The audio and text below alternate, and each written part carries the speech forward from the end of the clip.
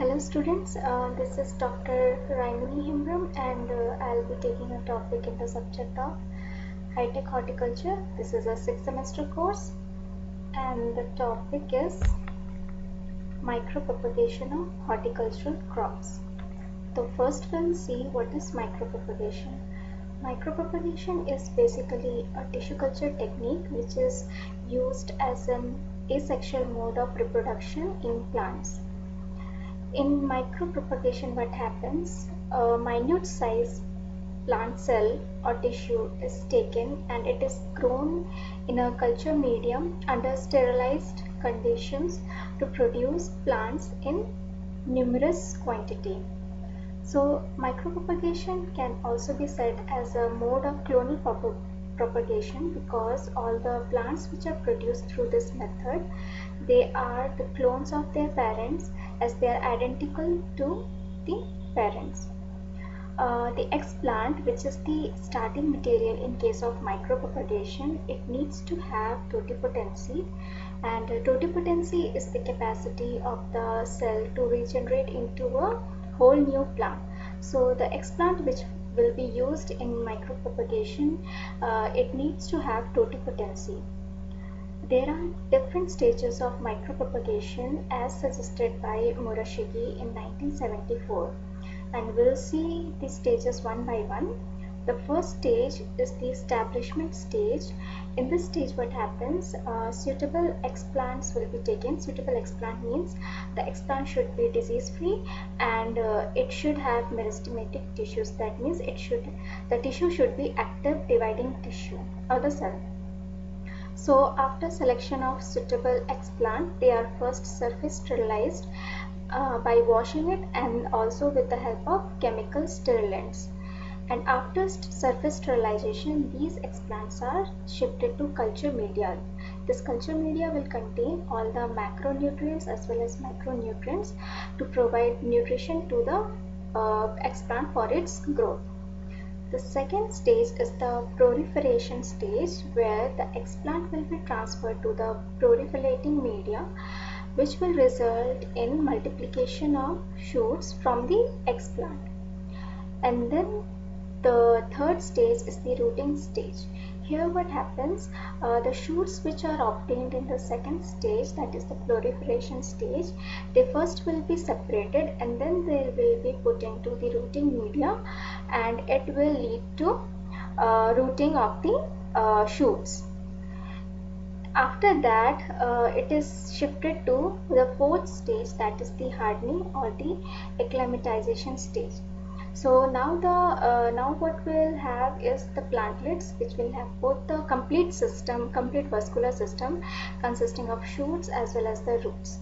So after this, in hardening stage, what is done is the plantlets are shifted into sterile soil or any other artificial medium, and they are kept in growth chambers where they are provided with conditions, external factors like light temperature, light intensity and others which are suitable for the growth of the plant. And all this will happen under sterile conditions, still under sterile conditions. So this will be a hardening. And for under acclimatization, after growing in the growth chamber for some time, then the plantlets are ready to be shifted to the main field. Sometimes this stage 3 and stage 4, they are combined together and it can be said as rooting and hardening stage. Okay, this slides which you see is the various stages of micropropagation. So this is a pictorial representation of various stages of micropropagation. Here the first stage is, which I said earlier, is the selection of the suitable explant, and after its surface sterilization, it is introduced and established in the culture media, and all these things will happen under the aseptic conditions or the sterile conditions. Then after first stage, the explant will be shifted to second stage, that is the proliferating stage or the multiplication. It can be also said as multiplication stage, wherein the explant is shifted into the proliferating media or the proliferation media. and as a result of which shootings take place. After this second stage, the explant is shifted to the third stage, that is the rooting stage. In rooting stage, again the explant is subjected to the rooting media for the rooting to take place. And after, here you can see in the picture, the explant, it has both the shoot as well as root system, and then it is shifted to the fourth stage, that is the acclimatization or the hardening stage. Here it will be grown in sterile conditions, in growth chamber, and in planted will be planted in sterile soil or any kind of artificial medium like coco peat.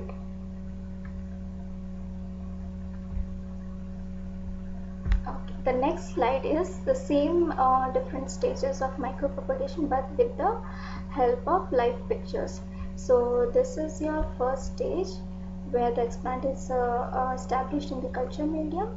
This is the second stage, that is the proliferating stage, and here you can see there are numerous shoots emerging from the explant. And after shoot multiplication, like I said before, the shoots will be separated. It will be separated and then it will be subjected to rooting media for rooting to happen. And after obtaining the complete plantlet, it will be shifted to growth chamber in a pot, and then for the final shifting to the main field.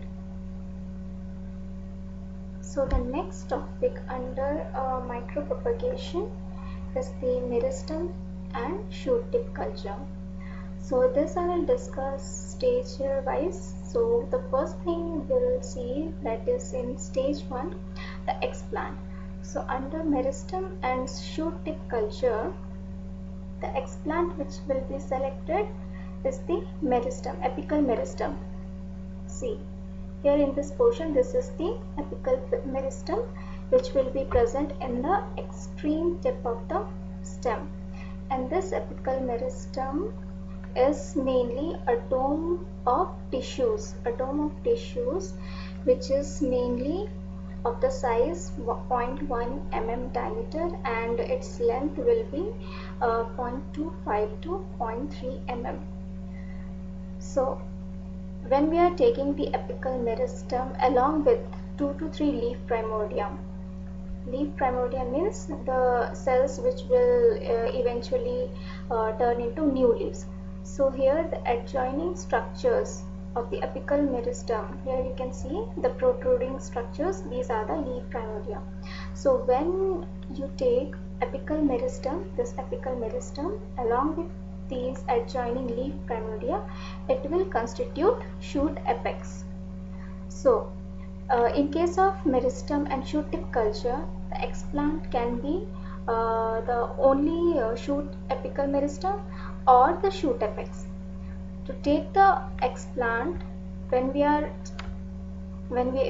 have selected only to take apical meristem, we will make a V-cut shape with the help of sterile knife. Here, V-cut shape, and when we need to take explant as in shoot apex, then the V-cut will be made here along with the leaf primordium.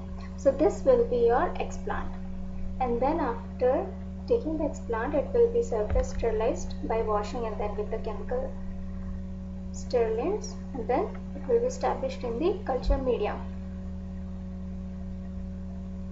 So there are certain factors which affects the first stage, that is the establishment stage. So we'll discuss these factors one by one. The first factor which affects the establishment stage is your explant size. So you need to carefully select the size of the explant based on your purpose of micropropagation. For example, for obtaining in vitro micropropagation, you can select large explants of 2 cm length. So in case of in vitro micropropagation, mainly the shoot apex is selected along with the leaf primordium. And for obtaining disease-free or the virus-free plants, meristem tip, that is only the apical meristem. There shouldn't be any leaf primordia. So for obtaining disease-free or the virus-free plants, only the meristem tip of size 0.2 to 0.5 mm length is taken as an explant. The second factor is the season. It is very necessary the time period when you have selected the explant, because explant which is selected during the dormancy period will not grow. So the explant needs to be selected when there is an active growing season. So this is how the season plays an important role in affecting the establishment stage. The third factor is the growth medium. Murashige Skog medium, which is commonly known as MS medium, is the most preferred medium for micropropagation, and also in case of meristem culture.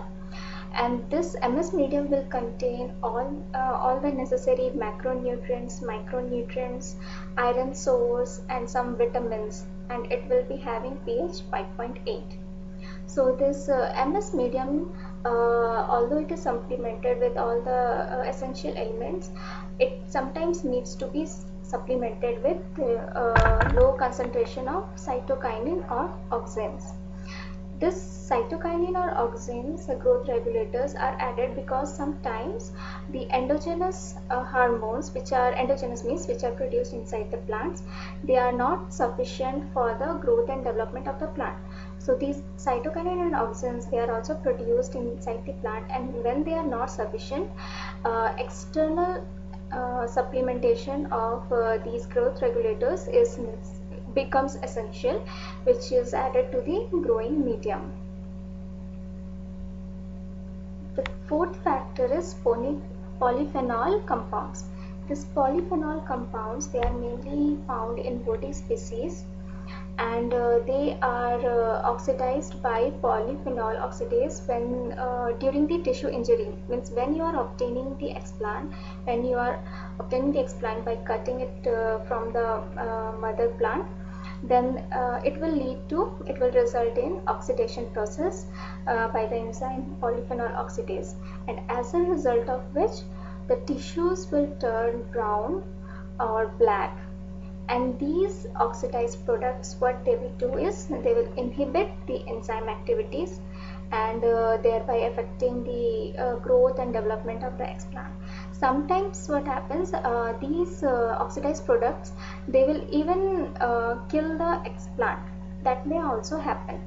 So it needs to be taken care of, these polyphenol compounds, and they can be rectified by the addition of antioxidants like ascorbic acid, citric acid, polyvinyl pyrrolidone, which is very commonly known as PVP. And these antioxidants, they can be either added into the culture medium directly, or you can also treat the explants with these antioxidants before shifting them into the culture medium. Another way of tackling this polyphenol compound is by maintaining initial culture under dark conditions. Why this is necessary is because the oxidation process of polyphenol compounds, it takes place under light conditions or under illumination. So that's why if you maintain the initial culture under dark conditions, the oxidation process will not happen. The third way of rectifying this polyphenol compound problem is that you need to transfer the culture into fresh medium constantly, means repeatedly, frequently. Whenever browning is observed in the explant or in the medium, you need to transfer the explant or the culture to the fresh medium so that it will not be damaged. Okay, the next stage is your shoot proliferation stage. In this,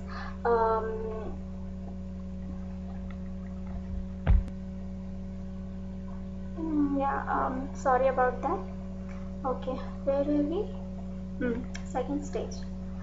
So the second stage, that is the shoot proliferation stage. In this, the shoot Proliferation, it is obtained by the addition of high level of cytokinin such as benzyl adenine and kinetin in the concentration of 4.5 to 25 micromolar.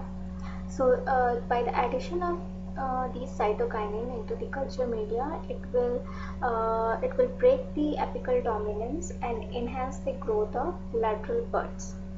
And between benzyl adenine and kinetin, benzyl adenine is more preferred over kinetin. Next stage is the third stage, that is rooting stage. In a rooting stage, de novo generation of adventitious root.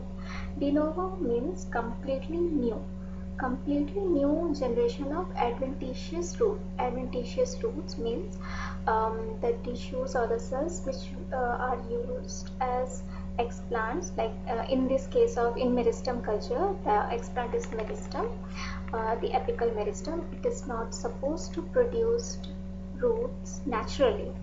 The meristem is not supposed to produce roots naturally, but since it is subjected to rooting media and it contains procambium tissue, so it will produce roots, and these such kind of roots are known as adventitious roots.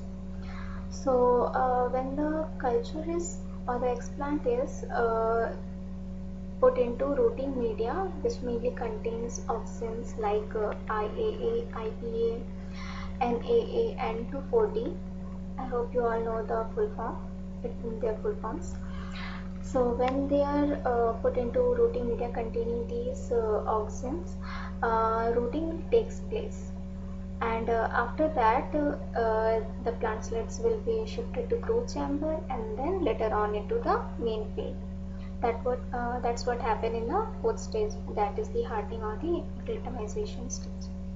So there are certain conditions or growth factors which needs to be fulfilled or needs to be followed strictly so that the culture can grow luxuriantly. Like for example, the optimum inoculation conditions in temperature, it requires 20 to 28 degrees Celsius. The light intensity which is favorable varies from 1 to 10 kilolux, and the light duration it requires is 16 hours of light period and 8 hours of dark period. Okay, this is the diagrammatic representation of meristem culture. So here is our plant, and this is the shoot apex, the apical portion of the shoot. From here you will take the meristem or the shoot apex depending upon the purpose of micropropagation. That is, if you want just in vitro micropropagation, you can take the shoot apex, means apical meristem plus the leaf primordia. And for obtaining disease-free plants, you need to take the just the apical meristem portion, that dome portion.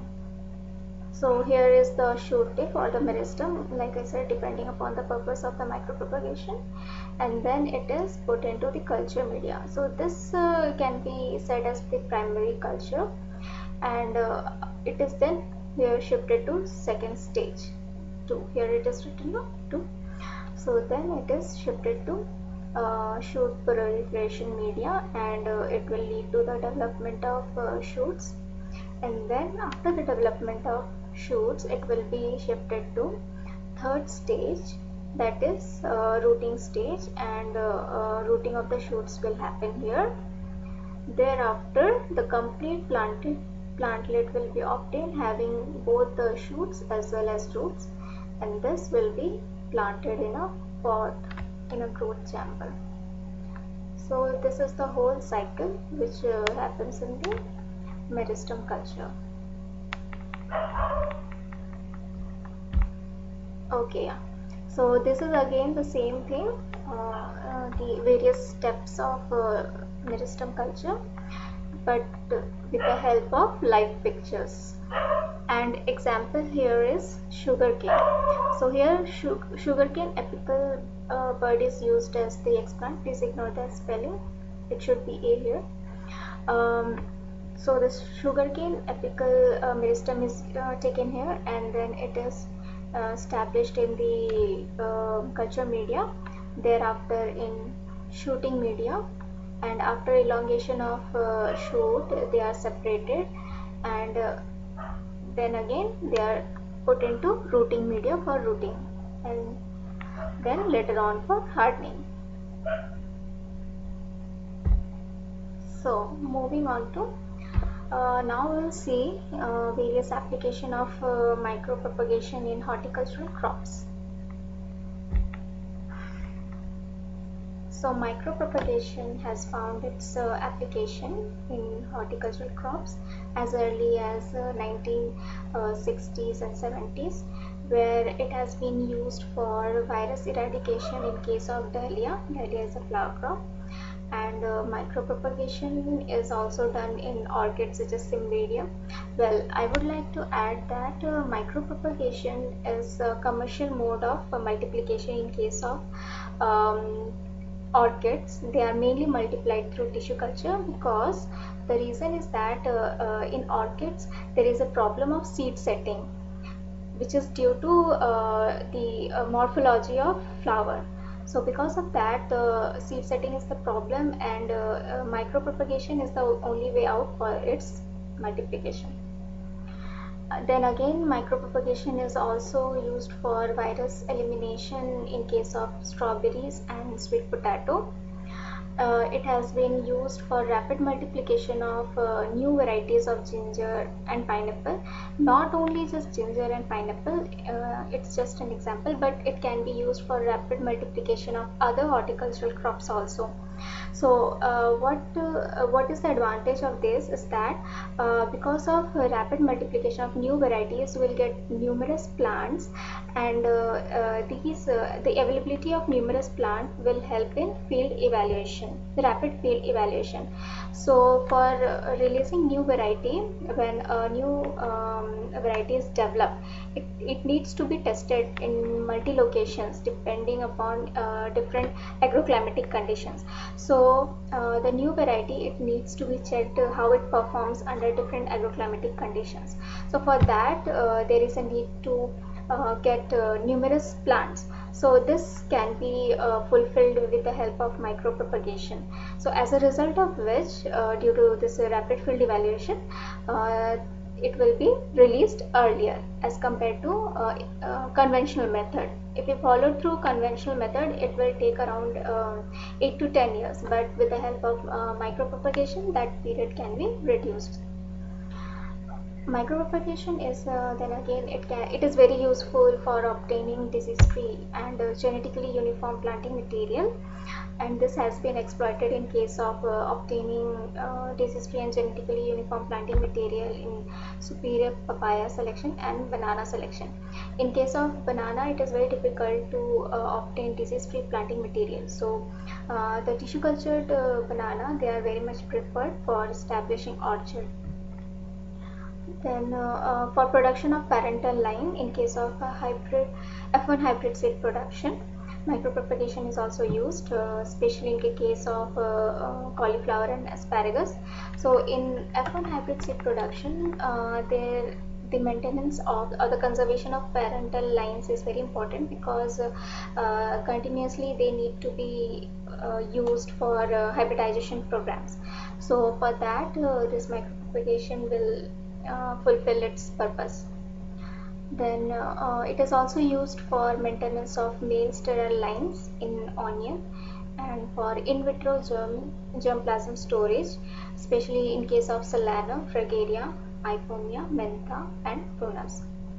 Micropropagation in the form of shoot tip culture is used in Narcissus and Lupinus. These both are flower crops. Next comes advantages of micropropagation. So the first and foremost advantage of micropropagation is that with small amount of plant tissue, numerous plants or millions, means in the scale of millions, it can be obtained within a limited time period. And the second is for obtaining disease-free plants. This is also second most application or advantage of micropropagation. Third is your bulking up rapidly. Such plant species which are resistant to conventional propagation method. This will hold true especially in the case of fruit trees when new varieties are developed. So micropropagation will help in bulking up the new varieties in case of fruit crops. Then the fourth advantage is speedy international exchange of plant materials. So what happens in this is when there is international exchange of plant materials between the countries, uh, there is a phytosanitary measures needs to be taken so that any new disease or pest will not be introduced in a country where it was not there previously. So because of that, because of micropropagation or the tissue culture produced plants, there is no need to follow the phytosanitary measures as strictly as those produced through conventional methods. So this will reduce or even sometimes eliminate the need to quarantine these plants which are brought from other countries. So it will definitely help in speedy international exchange. And then micropropagation will also help in year-round supply of ornamental and fruit trees in nurseries. And for germplasm storage, okay, this meristem has been considered as the best cell or tissue for germplasm storage through cryopreservation. Then next is seed production. Yeah, again in seed production, like I said before, for F1 seed production, conservation of parental line is very important, and this micropropagation will help in that. Then, apart from, in spite of all those advantages, there are still certain problems and limitations of micropropagation, and these are that micropropagation requires expensive and sophisticated facilities and equipments along with trained manpower. Although all the processes of micropropagation is carried out under sterile conditions with sterile equipments and other things, there are still chances of contamination by pathogens. And once there is entry of pathogens, it will lead to complete loss of all the explants or plantlets, whatever is there inside the culture room. So this is very crucial thing which needs to be handled very diligently. Then next is your genetic variability, which happens mainly due to aberrant cell division, mainly during the callus formation. So sometimes this genetic variability can also be an advantage for plant breeder because sometimes due to this variation, a new kind of variety can be obtained. Then next problem, this is a major problem, vitrification. It's a phenomena which happens due to continued subculturing. Means once subculturing means when you are shifting the culture from one medium to another fresh medium frequently, this vitrification will take place. What happens here is the culture, due to this regular subculturing, the culture will start looking like a water soaked and translucent, and this phenomena is also known as hyperhydration. So because of that, it will affect the growth and development of the culture, and sometimes it will become necrotic, and it may also die. So this vitrification, it can be corrected by increasing the agar concentration in the media by the use of desiccants such as copper sulfate in the media, and also by bottom cooling of the culture flask. It can be also corrected by reducing cytokinin levels in the culture media and also manipulating certain salt concentrations. So next slide, this is your composition of the MS media, which is the most popular media used for micropropagation. And this table, you can see it has all different, I haven't listed all the micronutrients and micronutrients in the form of salts, and what is the amount that will be used for making a 1 liter solution. And MS media, like I said before, it also contains various vitamins and irons and other compounds which are necessary for the growth of the plant. So yeah, that was all for under this topic, micropropagation of horticultural crops. So thank you for listening with patience, and thank you so much.